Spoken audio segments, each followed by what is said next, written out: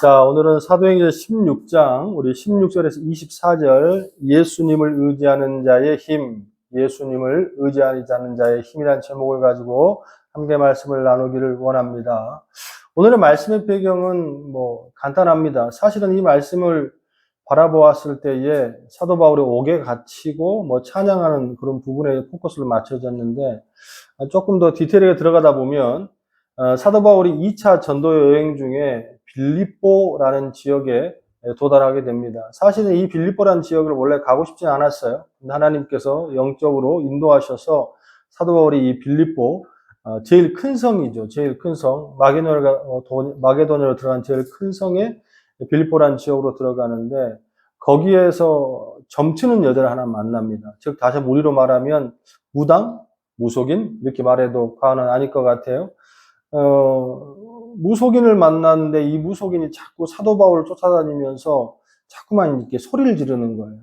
예수를 믿는 사람, 예수님을 전하는 하나님의 일꾼들이 전하는 거예요. 그렇게 보면 일반 사람들은 참 하나님을 알지 못하는데 이 귀신들은 참 하나님을 잘 아는 것 같아요. 마태복음의 말씀에 보면 단 한 번도 예수님의 정체를 아는 인간이 없었습니다. 예수님이 말씀하시기 전까지 마태복음 16장, 17장으로 넘어가 예수님이 십자가를 져야 된다, 하나님이 참 아들이라 말씀하기 전까지 아무도 인간은 예수님을 메시아로 인정하거나 알아차린 사람이 없었습니다. 그런데 저기 앞에 가보면 귀신 들린 사람이 예수님을 막 외치고 다니죠. 그런 것처럼 영적으로 이 귀신 들린 사람들, 또 영적으로 악한 것들이 믿는 사람들 더 빨리 아는 것 같아요. 그래서 열심히 믿는 사람들을 더 공격하게 하고, 또 열심히 믿는 사람을 더 나태하게 만들고 시험되게 만드는 것이 굉장히 귀신들의 어쩌면 노력인 것 같습니다. 어떻게든 이 마태복음 사도행전 16장에서도 귀신 들린 사람을 고쳐줬습니다. 불쌍하니까. 왜? 귀신 들려서 맨날 점만 치고 다니고 자기 자유함에 속박함에 갇혀서 사는 그 사도 바울이 그 여자를 보고 너무 안타까워 고쳐줬어요. 근데 이게 화근이 됩니다. 왜 화근이 되냐면 그 시대는 노예제도가 있었거든요. 여러 가지 노예가 있었습니다. 일하는 노예도 있었고, 집에서 집안 일하는 노예도 있었고, 재물을 보는 노예도 있었고, 여러 가지 노예가 있었는데 이 여자도 노예였어요. 노예였는데 이 여자가 어떤 노예였냐면 점을 봐주기 위해서 산 노예입니다. 근데 값이 비쌌나 봐요. 오늘 말씀해 보니까 여러 명이서 이 여자를 쉽게 말하면 공동 구매해서 이 점을 치는 여자를 샀나 봐요. 근데 중요한 것은 이 여자가 예수 그리스도의 이름으로 고침을 받고 나니까 어떻게 됐어요? 이제 귀신이 떠났지 않습니까? 귀신이 떠나고 나니까 이제 점을 칠 수가 없는 거예요. 그러면 그 비싸게 주고 산 노예가 무용지물이 된 거죠. 그래서 사람들이 고소를 한 겁니다. 사도 바울 입장에서는 착한 일을 하는 것인데, 중요한 것은 이 돈을 주고 산 이 주인들 입장에서는 그냥 돈을 날리게 된 상황이기 때문에 정부에 고소를 해서 사도 바울이 고소를 당하게 됩니다. 그리고 나서 엄청 매를 맞게 되죠. 그리고 옥에 갇히고, 그런데 사도 바울이 그 가운데서도 찬양하고 기도하였더니 옥문이 열렸더라. 해피엔딩으로 끝났더라. 이게 오늘 본문 16절, 24절, 29절 이하의 말씀의 전부입니다. 말씀 간단하죠? 이제 다 끝났어요. 근데 곰곰이 저희 본문의 말씀을 여러 번 설교도 하고 함께 나누기도 했었습니다만, 이 본문의 말씀을 가만히 보니까 한 세 종류의 사람으로 나누어지는 것 같아요. 근데 그 세 종류의 사람들이 이 땅을 살아가는 사람들의 함축적인 모습인 것 같아요. 과연 나는 어느 종류에 속한 사람인지 한번 점검을 함께 보시고, 또한 내 모습이 좀 잘못되었다면 함께 기도하는 시간을 갖기를 원합니다. 자, 이 본문에 나타나는 세 종류의 사람의 첫 번째 사람은 뭐냐면 귀신에 붙잡혀 사는 사람들입니다. 귀신에 붙잡혀 사는 사람들. 16절에 보니까 빌립보 지역에 도착한 한 여인을 만났습니다. 근데 이 여인이 뭐였다고요? 귀신이 들렸다고. 성경에서는요, 공공연하게 귀신이 들린 여자란, 귀신이 들린 사람이라는 말이 나와요, 안 나와요? 나옵니다. 이 말은 지금 무슨 말이냐면 사탄이 인간의 몸에 들어가서 우리를 조종하고 우리를 그렇게 나쁘게 활용할 수 있다, 없다? 있다라고 보셔야 됩니다. 우리가 하나님을 믿지 않고 우리의 영이 더러워지고 하나님 앞에 가까이 가지 못하면 악한 것들이 우리의 몸을 어떻게 해요? 점령할 수 있습니다.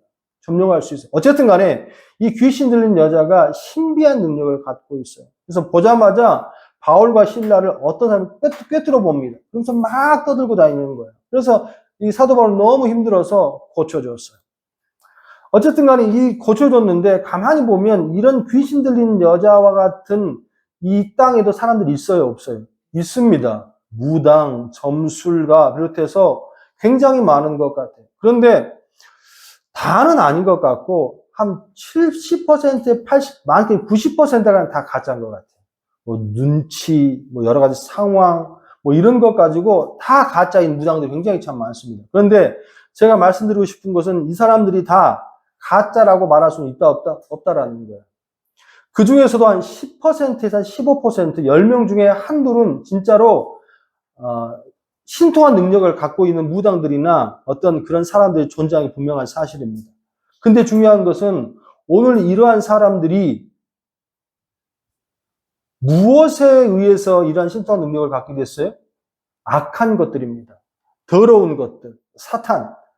악한 것들의 힘을 빌려서 악한 것들에게 조종당하여서 이러한 모습에 지금 모습을 갖고 있다라는 거예요. 사람들은 간혹 가다가 이제 점보로 다니잖아요. 뭐 누가 그러던가요? 교회 다닌 사람들의 80%가 점을 봐본 적이 있다? 이런 말을 한 적이 있더라고요. 그러면 점을 봤으면 뭐 제대로 된 무당을 만나가 제대로 된 어떠한 기준적인 사람을 만났으면 그 사람들이 자기를 맞출 거 아니에요. 그러면 그 사람들이 부러워요, 안 부러워요?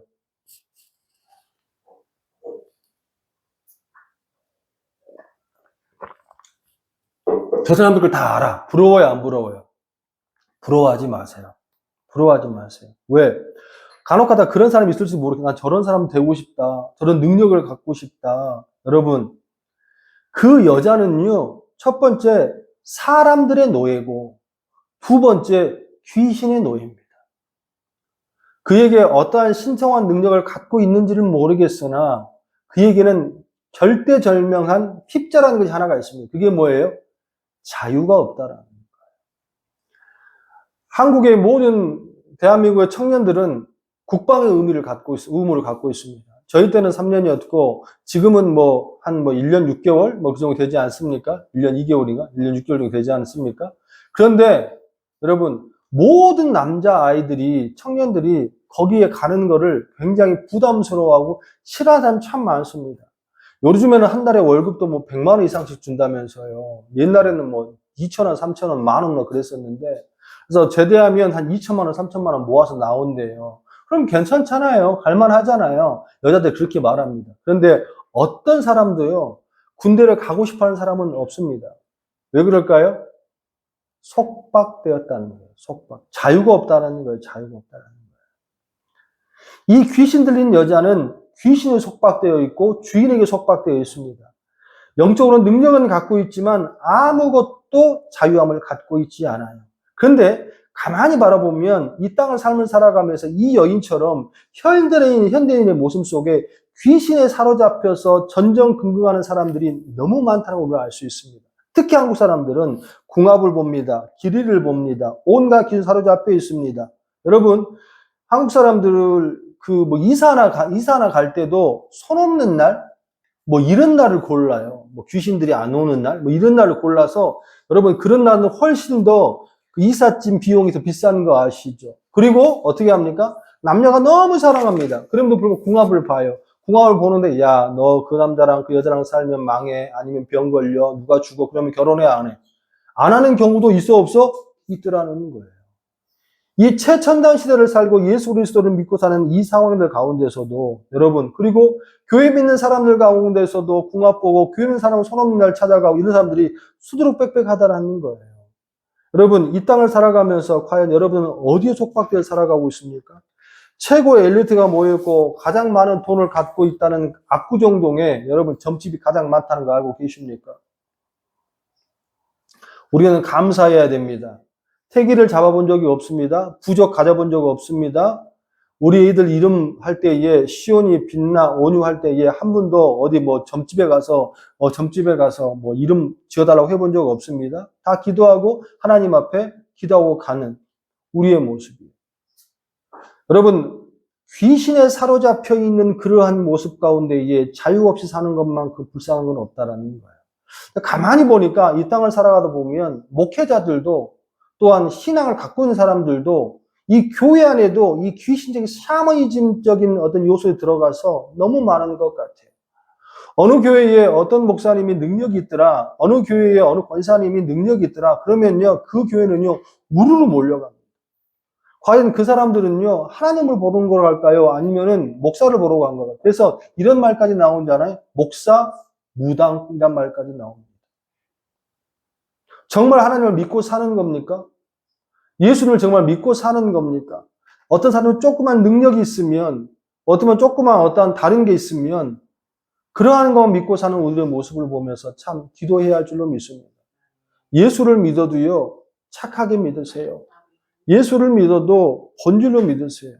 뭘 보러 가지 마시고, 여러분 그런 우스꽝스러운 말이 있어요. 어떤 목사님이 어떤 능력을 갖고 있어, 신유의 능력을 갖고 있어, 뭐 은혜의 능력을 갖고 있어, 그러면요 1년 안에 교회 짓습니다. 100억, 200억 교회 짓어요. 어떻게 교회 지어요? 사람들이 오는 거예요. 근데 온전히 말씀을 증거하고 기도하고 그렇게 올바른 목회하는 목사님은요 50년, 60년 돼도요 성도가 10명이 못 넘는 교회도 많습니다. 이게 우리의 신앙이라고 곰곰이 돌아봐야 돼요. 과연 여러분의 신앙이 또 바뀌는 사람들이 뭐에 악한 것들에 잡혀서 우리의 모습이 좌지우지되지 않는지 꼭 돌아보는 여러분 되시길 첫 번째 이 본문의 말씀에 발견합니다. 두 번째는 뭐냐? 두 번째는 만몬신에 사로잡혀 있는 사람들을 바라봅니다. 이 만몬이 뭐예요? 만몬. 만몬은 그 당시를 주관하는 물질의 신을 말하는 거예요. 쉽게 말해서 돈에 사로잡혀 있는 사람들이 이곳에 발견됩니다. 자, 귀신 들린 여자들이 여자가 고침을 받은 후에 그 주인의 태도를 좀 보자고요. 19절 말씀 한번 볼까요? 16장 19절. 좀 같이 읽어봅시다. 여종의 주인들은 자기의 수익의 소망이 끊어진 것을 보고 바울과 실라를 붙잡아 장터로 관료들에게 끌어갔더라. 아멘. 너무 은혜스러운 모습이잖아요. 이 여자가 귀신에 얼만큼 오래 잡혀 있었는지 1년인지 2년인지 10년인지 알 수 없습니다. 근데 이제 더 이상은 이제 귀신에게 자유함을 얻었어요. 이 여자에게는 엄마가 있을 겁니다. 아버지도 있을 것이고 어쩌면 형제도 있을 것이고 여러분 귀신에 사로잡혀 있기 때문에 정상적인 생활을 할 수 있었겠어요? 못했겠어요? 못했을 겁니다. 어쩌면 이 여자에게는 자녀가 있었을지도 모릅니다. 성경이 기록되어 있지 않기 때문에. 일반적인 삶을 살 수 없었던 불쌍한 여자예요. 그래서 사도 바울이 이 여자를 고쳐준 겁니다. 그러면 얼마나 좋은 일이에요. 그런데 여러분 잘 보세요. 이 여자가 고침을 받고 난 후에 19절에 그 여자를 소유하고 있는 주인들의 모습은요, 자기의 이익에 소망이 끊어진 것을 보고 이들의 소망은요, 이익입니다. 이익. 즉, 다시 말해서 돈의 소망을 갖고 사는 사람들이 이 본문 속에 발견된다는 거예요. 또한 이 땅 가운데서도 돈의 소망을 갖고 사람들이 적어요, 많아요? 많다는 겁니다. 그 상황이 어떻게 됐든 내 주위에 어떤 모습이든 다른 사람이 어떤 피해를 보든 어떤 모습을 갖고 있든 다 필요 없습니다. 다른 사람이 죽든 말든 나만 뭐 하면 돼요? 돈 벌면 돼요. 나만 행복하면 돼요. 나만 잘 살면 돼요. 뭘 하든지 간에 나만 부유하게 살면 돼요. 나는 그렇지 않다고 여러분 곰곰이 돌아보세요. 우리는 과연 어떤 모습으로 살아갑니까? 이 여자가 고침받은 것에 대하여서는 이런 반구 표시가 되지 않습니다. 너무 격분하는 거지, 너무 화가 나는 거지. 왜? 수입이 없어졌기 때문에. 이 땅을 살아가면서 교회에서도 밖에서도 돈 때문에 친구도 버리고 가족도 버리고 친척도 버리고 오직 자기만 살아가는 모습들. 말로는 내 가족을 위해서 아니요. 그거는 자기의 욕심일 뿐입니다. 이러한 모습은요, 귀신에 사로잡혀 있는 사람보다 더 무서운 거예요. 귀신에 사로잡혀 있는 것은 그 귀신을 뽑아내면 되지만, 돈은요, 이 세상에 가장 무서운 게 뭐예요? 돈의 신입니다. 만몬신. 제가 지난주에 그랬잖아요. 아멘이 어디서 나왔다고? 아몬. 신뢰합니다란 그 아몬이라는 단어가 만몬에서 파생되는 거예요. 즉 다시 말해서 내가 아멘이 안 된다는 것은 뭐예요? 돈을 사랑한다는 거예요. 하나님이 다른 사람을 위해서 희생해라. 아멘 안 되죠. 왜 안 됩니까? 뭐가 들어가니까? 내 거 포기하고 돈 들어가니까. 여러분은 오늘 이 시간에 오늘도 주일입니다. 헌금을 하고 또 주의 일을 하고 또 내 주위에 주님께서 연약한 자를 돕게 보여주고 또한 선한 걸 주었을 때에 여러분은 과연 그거에 대해서 반응하십니까? 아니면은 그거를 보면 눈 감습니까? 아니면은 그 사람들을 아예 생각지도 않습니까? 여기 있는 사람들을 탓하고 욕할 것이 아니라 내 속에 있는 작은 만몬신이라도 내어 쫓아 주님 앞에 자유함을 얻는 여러분 되시기를 주님의 이름으로 축원합니다. 세 번째는 예수 그리스도에 사로잡혀 있는 사람들입니다. 예수님께 사로잡힌 사람의 대표적인 인물이 사도 바울인데 오늘 본문 말씀에 바울과 실라가 만몬신인 그 돈에 잡혀 있는 사람들의 주인의 그 귀신에 잡힌 사람들의 여종을 구해주고 나서 옥에 갇히게 됩니다. 근데 중요한 것은 옥에 갇히고 난 후에 이들이 뭐 했습니까? 심하게 두들겨 맞았어요. 사도 바울은 다메섹에서 예수님을 만난 이후에 결혼도 하지 않습니다. 정상생활 다 하지 않습니다. 오직 누굴 위해서 살아요? 예수님에 사로잡혀 삽니다. 여러분, 그럼 나도 예수님에 사로잡혀 살아. 주일날 예배드리고 헌금도 하고 봉사도 하고 다 해. 여러분 있잖아요. 예수님 앞에 사로잡혀 있는 사람들에게 있는 진짜 모습은 뭔지 아십니까? 좋을 때 누가 못 믿어요. 저도 개척하고 목회하면서 한 20년 가까이 넘어가다 보니까 좋을 때는요, 다 평탄해요. 고만고만해요. 근데 진짜로 중요한 것은요, 그 신앙이 어려워질 때에, 무엇인가를 포기해야 될 때에, 헌신할 때에, 자기에게 예수를 믿고도 불행이 찾아올 때에 내가 진짜 예수를 믿는지 안 믿는지를 정확하게 알 수 있습니다. 사도 바울이 잘못한 게 뭐가 있습니까? 아무것도 잘못한 게 없습니다. 그런데 사도 바울이 옥에 갇혔어요. 그리고 얼마나 두들겨 맞았는지 온몸 피투성이가 됐습니다.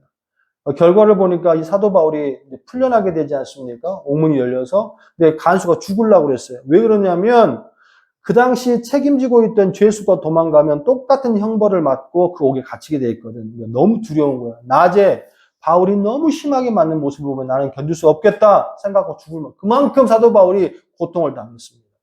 뭐 때문에? 이유가 없어요. 그런데 중요한 건 이 사도 바울이 예수에 사로잡힌 사람인 걸 정말 증명하는 건 25절. 같이 한번 읽어볼까요? 시작. 한밤중에 바울과 실로가 기도하고 하나님을 찬송하니 죄수들이 듣더라. 아멘. 나 교회 다닙니다라고 해서 예수님 믿는 사람이 아니라는 것은 이제 다 아실 겁니다. 교회 다니는 것과 예수님을 믿는 건 다릅니다. 또한 예수를 믿는 것과 예수께 사로잡힌 사람은 또 다릅니다. 예수에 사로잡혀 사는 사람들은요, 항상 그 모습, 그 상황이에요.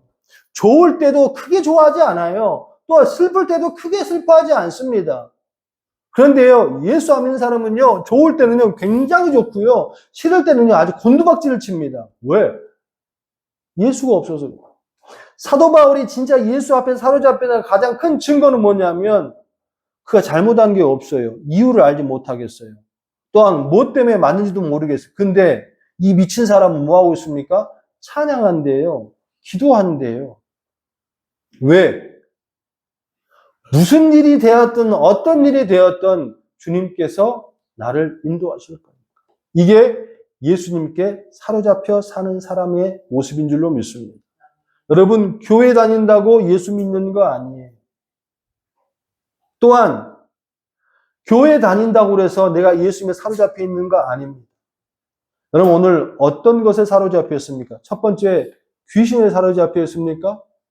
두 번째, 돈에 사로잡혀 있습니까? 세 번째, 예술에 사로잡혀 있습니다. 신앙도 나만의 신앙, 무당의 신앙, 무당의 목사 이런 모습으로 교회를 섬기지 마시고 말씀의 근거에서 하나님을 사랑하는 마음으로 오늘도 한 주를 잘 이기시고 승리하는 여러분 되시기를 주님의 이름으로 축원합니다. 아멘. 기도합시다.